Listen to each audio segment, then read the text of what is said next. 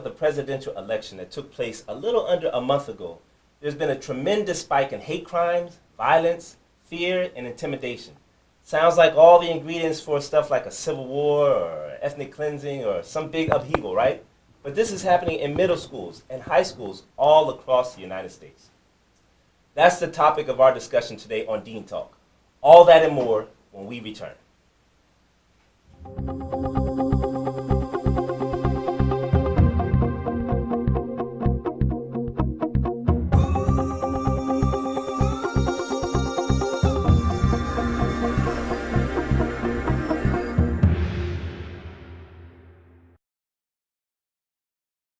This past spring, the Southern Poverty Law Center conducted an unscientific survey with educators who had already subscribed to their newsletter. It was called the Teaching Tolerance. Within the first week of the survey being posted, almost 2,000 educators responded, and collectively they submitted over 5,000 comments. The survey found that, okay, listen to this, more than 2/3 of the teachers reported that students, mainly immigrants and children of immigrants and Muslims, they had expressed concerns or fears about what might happen to them or their families after the election. And more than half had seen an increase in uncivil political discussion, like yelling in the grocery store and stuff like that. More than 1/3 had observed an increase in anti-Muslim or anti-immigrant feelings. And more than 40% were hesitant to teach about the election. And these were the feelings and concerns during the early days of the presidential campaign. Now, after the campaign, post-election, or post-presidential election, the environment's even worse. It's gotten much worse. There was a headline in a November 16th Mother Jones article that read that bullying in schools is out of control. And that's what we're here to talk about today on Deen Talk. So we've invited 4 high school guests here. They're students, they're wonderful people, and I want to introduce them to you. They're going to talk about the dramatic increase in violence, fear, and intimidation within the schools. But also they're going to talk about a tremendous amount of support and solidarity that's been going on. So to my right, we have Hamza Ahmed. He's a freshman in Riverside High School. That's in Loudoun County. He's been involved in martial arts since a young age, and I remember seeing him throw a sidekick when he was just this tall. He was always, he used to recite Quran and stuff like that. He was a cool guy. He's interested in science, technology, engineering, and math, I believe. Now, to his right, we have Amani Haj Majid. Amani is a sophomore at the Madeira School. It's a very prestigious high school. She's the president of her MSA. For those who don't know, that stands for Muslim Student Association. And she's also active with MENA, the Muslim Youth of North America. Now, let's not forget the left side. To my left, we have Fatima Boroka. She's a sophomore at Tuscarora High School in Leesburg, and she's also an active member of the Adams Center Youth Program. And when she grows up, I think she's already grown up, but when she grows up, she wants to be a civil rights attorney or a civil rights lawyer. That's really cool. And to her left is Harun Salam. Harun is a freshman at Herndon High School, just coming back from California. He was living there for a while, and he's into dance, and he's into graphics and animation. So these are our guests, and I want to thank everybody for being here, and we're just going to jump into the conversation, if that's okay. You guys are quiet, but that's okay. We'll warm you up. So Hamza, I was told that you actually experienced some stuff that could be classified as harassment or intimidation or maybe some bullying in school. We want to tell us about what happened. So basically what happened was I was on the bus back from home. This was the day after the election. And a sophomore approached me, a 10th grader, and he sat in front of me. And I've seen him on the bus a couple of times. I still see him. And what he did, he started calling me a terrorist. And he started telling me to get deported, that I'm going to be deported. And he called me a bunch of names, and then he said that your book, the Quran, brings hate to people and that it's corrupted.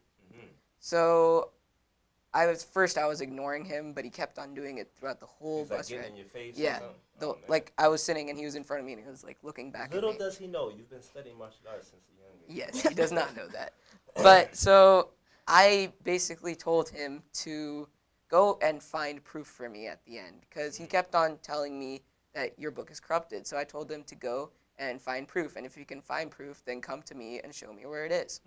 And wait, that's amazing that you kind of kept your head on straight and didn't get all frustrated. And, find me proof. That's really good. So what happened? So he never actually did come back to me after that. I see him on the bus still, and he's more calm. He doesn't really do much anymore to me. Kind of give him that eye With the proof? Yeah. Well, you know, the rest of you, these types of incidents. Well, first of all, we want to commend Hamza for keeping his head on straight during that. That's a lot of people will get very flustered, get very afraid. Later on in the show, I do want to ask, like, what were the other students doing on the bus? Like, were they just kind of watching? Did somebody tell them to shut up, or what was happening while this was happening to you? So usually I have like one Muslim friend that's with me, and then another friend that's a really good friend of mine. But they both had clubs that day, so usually I do have people that support me. But that day there was just me and that kid in the front, and then everyone else usually sits in the back, and they weren't really listening. So let me ask. This is for everybody else. Does this seem like crazy or out of the norm or like a one-off, or have you seen or heard about incidents like this at your school? Let's start with Harun.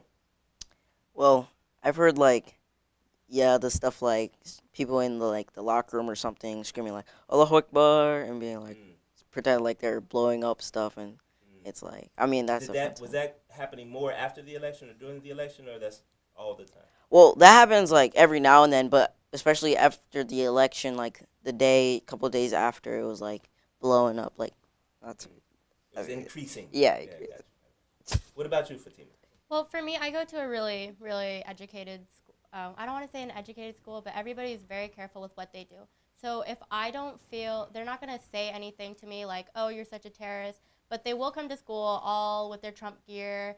And I've even walked out of my Latin classroom and had somebody be like, hey, can you hold this up for me? And it was a really big Trump Pence sign.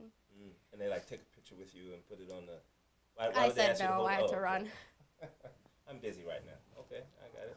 And Amani, what about you? At Madeira School, anything happening, or do you know people that have gone through this? So at my school, it's kind of really the opposite of what other people face, which is very ironic because at my school, it's a very prestigious, and there's a lot of like very like wealthy individuals that live there and that go to the school.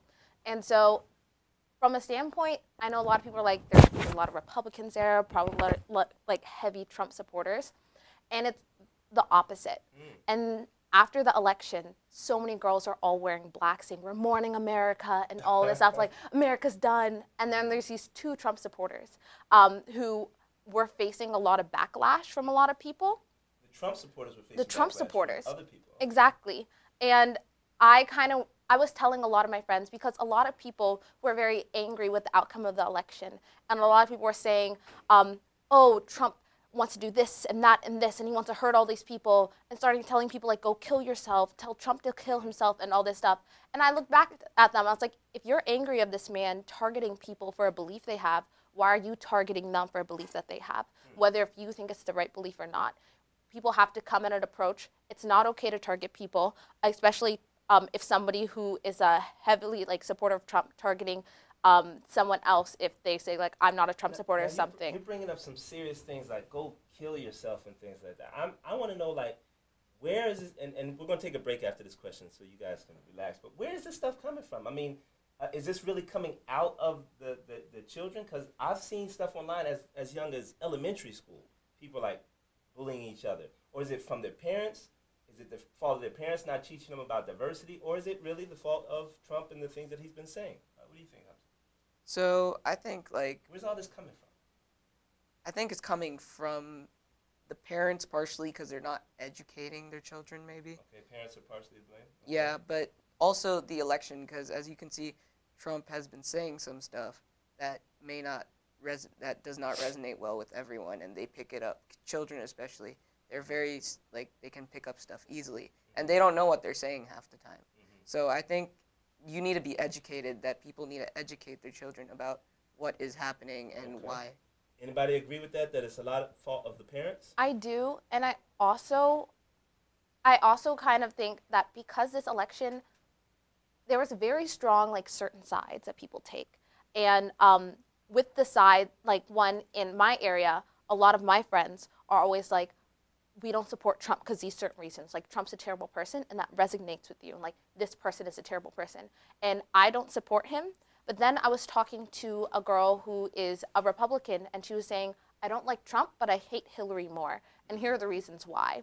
And I never really looked at those reasons. I still don't support Trump, and I would support Hillary if I could have voted, but people have to also see the other side of where people are coming from. And like sometimes people aren't saying this guy's a terrible guy, I don't want to be a supporter of him, but also they're like, this person is worse. And so that's, I think that was the In view. the last seconds, I want to know, just before we go, between where's it coming from? Is it all the fault of the youth and maybe the TVs that they're watching, or is it the parents, or is it Trump? So just one word answer, because we're going to take a break. What do you think it is? I would blame yourself for not educating yourself before you speak. Okay, blame yourself. And Harun, who would you say? I think it's partially all of that. It's Just just blame is shared across the board. Yep. All right, well, we're going to find out what you guys think in a little bit. So we're going to take a break, and we're going to come back. Don't go away. Stay tuned in to Deen Talk.